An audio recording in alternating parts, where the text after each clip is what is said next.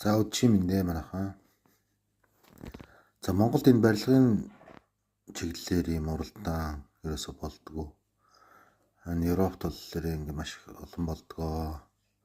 Барилгын чиглэл болохоор ерөөсө үе дамжсан, уламжилсан тийм мэрэгчлээдэг.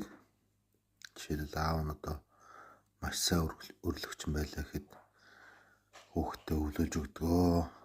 Яагаад вэ гэвэл барилгын мэрэгжил хамгийн өндөр цалинтай, хамгийн мөнгө хийх боломжтой тийм мэрэгжил байдаг. Манай талаараа яг одоо би бол ойлгохгүй нэг сайн хийдэг хүмүүс нь бол сайн хийж байгаа байх гэж боддог.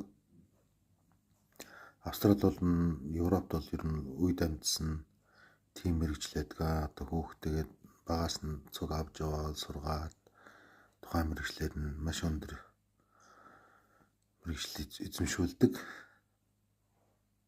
Одоо энэ бол тэр сургуулийн нэгэн уралдаан болж байна. Урлагийн